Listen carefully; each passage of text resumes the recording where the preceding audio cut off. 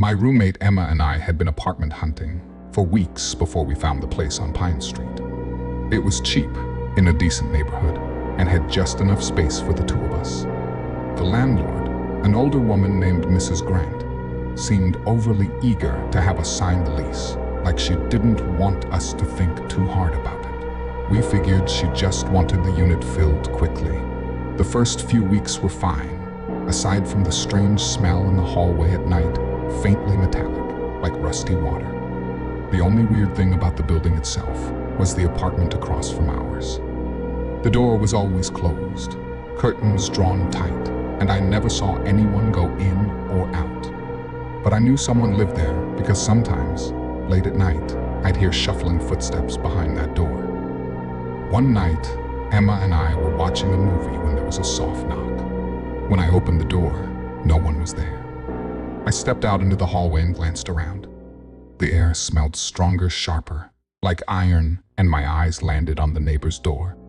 It was cracked open for the first time. A pale hand appeared from the darkness inside and slowly closed it until the latch clicked. I told Emma, but she laughed it off. "Maybe they're just shy," she said. But over the next few days, things escalated. The smell was constant, and we started hearing scratching sounds in the wall we shared with the apartment across the hall. Sometimes, in the middle of the night, I'd hear slow tapping, tap-tap right behind my headboard. 3 weeks in, Emma left for a weekend trip, and I had the place to myself. The first night alone, I woke up to faint knocking at the door. 3 slow knocks. I froze in bed, hoping it would stop.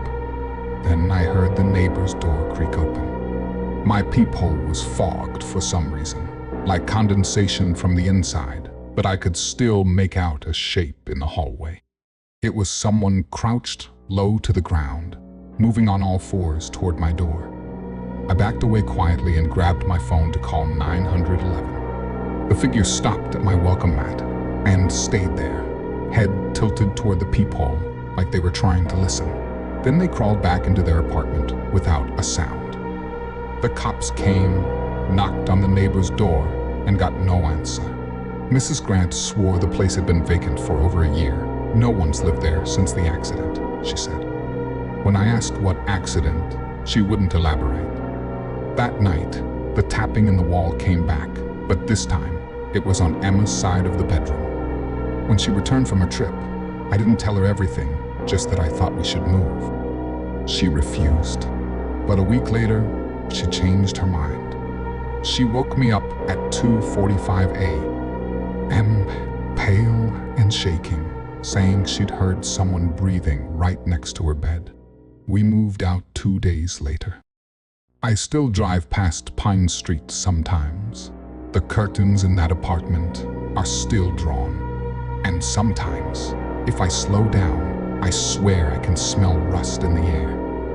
I grew up in a small town where everybody knew each other, which meant the disappearance of Mr. Harlan was the only thing people talked about for months. He was a retired school teacher who lived alone in an old farmhouse just outside of town. One day, he vanished. No sign of forced entry, no struggle.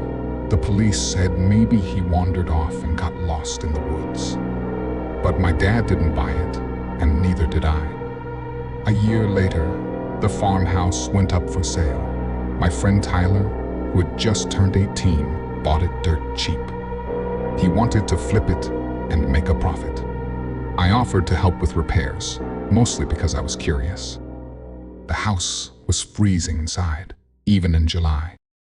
The air felt damp, and the wallpaper was peeling in long strips like it was trying to escape the walls.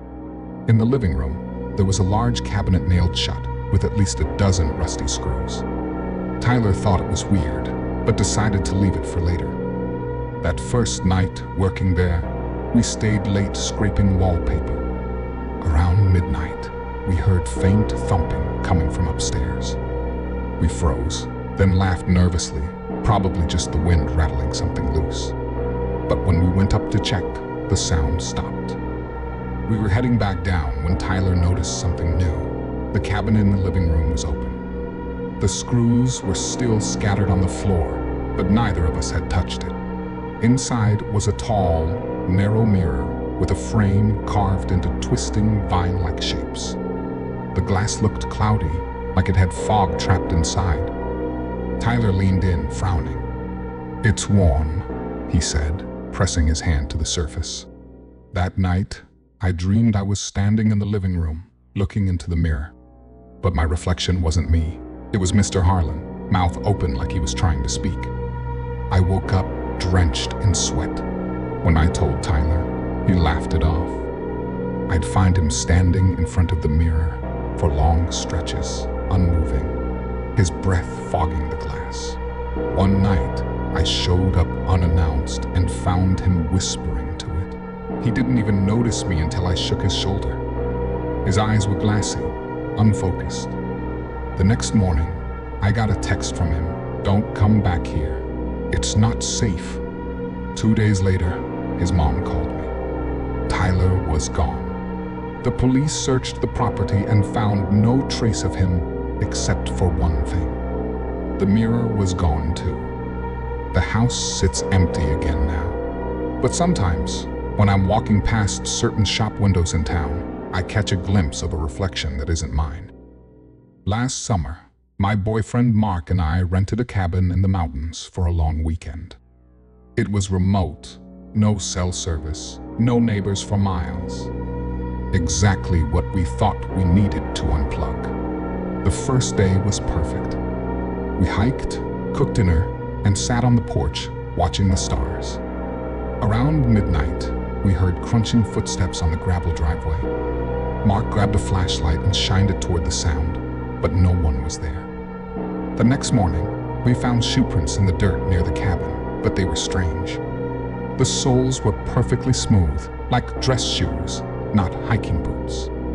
They led from the tree line to our porch, but not back. That night, we locked every door and window.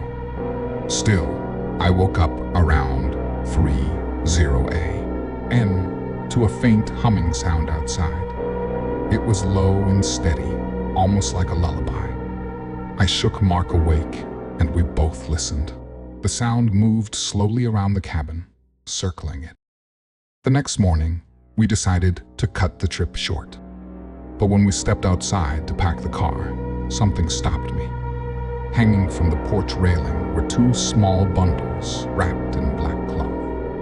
Inside each was a perfectly smooth river stone and a Polaroid photo. Mine showed me sleeping in bed. Mark's showed him sitting on the porch the night before, but taken from the tree line, far enough away that whoever took it had been watching us the whole time. We didn't even go back inside. We got in the car and left everything behind. When we reported it to the ranger station in the nearest town, the ranger didn't seem surprised. He just asked what color the cloth had been wrapped in. "Black," I said. He nodded slowly. "If you see red next time, don't stop driving." We never went back to find out what that meant.